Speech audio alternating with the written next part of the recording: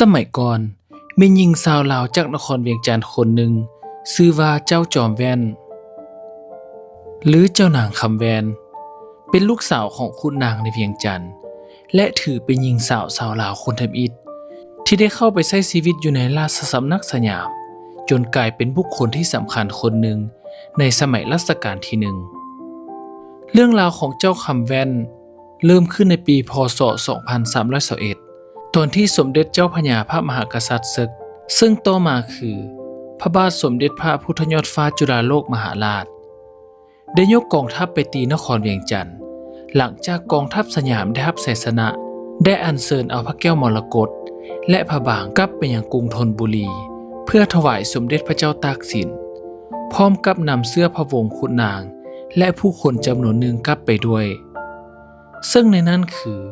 เจ้าคำแวนซึ่งถูกนำไปเป็นนางรับใช้ในราชสำนัก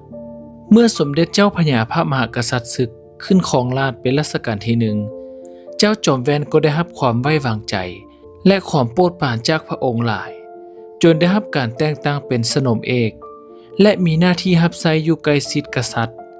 เฮ็ดให้เจ้าจอมแวนกลายเป็นพระสนมที่มีอำนาจและได้รับความเคารพจากคนในวังแต่การได้รับความโปรดปรานหลายกว่าคนอื่นก็เฮ็ดให้เจ้าจอมแวนต้องเผชิญกับความหึงหวงของท่านผู้หญิงบุญนาคภรรยาหลวงของสมเด็จเจ้าพระยาพระมหากษัตริย์ศึก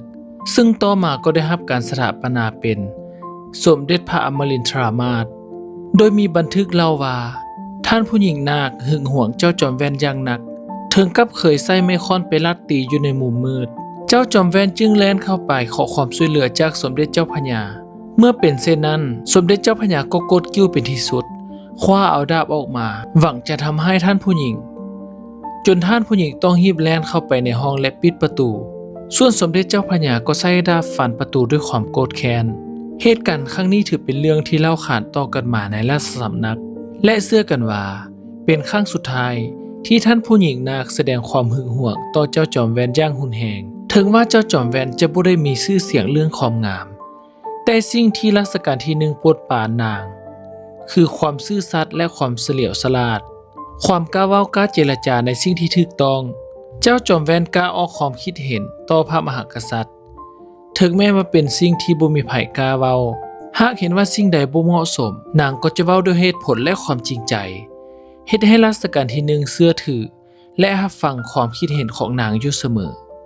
คนในราชสำนักมักเอิ้นเจ้าจอมแวนว่าเจ้าคุณข้างใน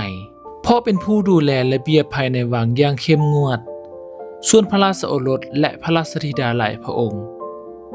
มักจะเอิ้นเจ้านางว่าคุณเสือเพราะตั้งก็เกรงความเคร่งครัดของนางแต่ถึงจะเข้มงวดเจ้าจอมแว่นก็เป็นคนใจดี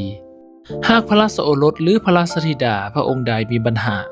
หรือต้องการความช่วยเหลือนางก็มักจะช่วยเหลืออย่างเต็มที่ครั้งหนึ่ง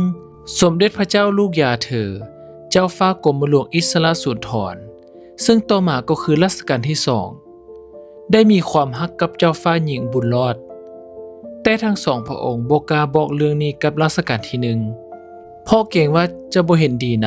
ำเจ้าจอมแวนจึงอาสาเป็นคนกลางช่วยเว้าให้และประสานเรื่องนี้จนทั้งสองพระองค์ได้สมหวังในที่สุด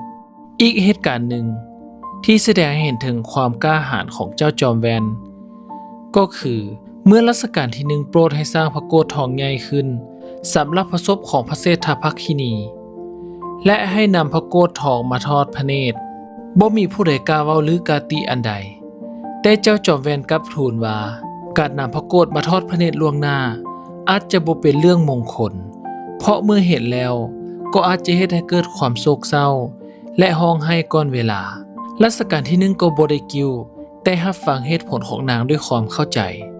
นอกจากจะเป็นคนที่มีไหวพริบแล้วเจ้าจอมแว่นยังมีฝีมือในการเฮ็ดอาหารมื้อหนึ่งรัชกาลที่หนึ่งอยากเสวยไข่เหี่ยซึ่งสมัยนั้นถือว่าเป็นอาหารที่หายากเจ้าจอมแว่นจึงคิดสูตรเฮ็ดขนมขึ้นมาให้มีรูปร่างคล้ายกับไข่เหี่ยแทนจนกลายเป็นขนมที่เอิ้นว่าขนมไข่เหี่ยพระองค์ทรงพอพระทัยเป็นที่สุดและขนมชนิดนี้ก็ยังเป็นที่รู้จักกันมาจนถึงปัจจุบันนี้หลังจากรัชกาลที่หนึ่งเสด็จสวรรคต เจ้าจอมแวนก็ออกจากพระบรมมหาราชวังไปอาศัยอยู่กับเจ้าฟ้ากุณฑลทิพยวดีพระราชธิดาของรัชกาลที่1ซึ่งมีเสื้อสายเวียงจันทร์เช่นกันเจ้าจอมแวนบ่มีบุตรหรือธิดาเลยและได้สิ้นพระชนม์ในสมัยรัชกาลที่2โดยบ่มีหลักฐานระบุวันเดือนปีที่เสียชีวิตอย่างชัดเจนจังใดก็ตามถึงแม้ว่าเจ้าจอมแวนจะจากโลกนี้ไปโดนแล้วแต่ชื่อของนางยังถูกเล่าขานกันในฐานะหญิงสาวลาวผู้มีความฉลาดกล้าเว้าในสิ่งที่ถูกต้องซื่อสัตย์และได้รับความไว้วางใจจากพระมหากษัตริย์หลายที่สุดคนหนึ่งในประวัติศาสตร์ของราชสำนักสยาม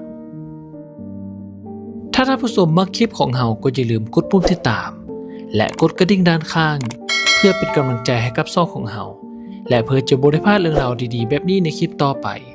สำหรับมื้อนี้สบายดี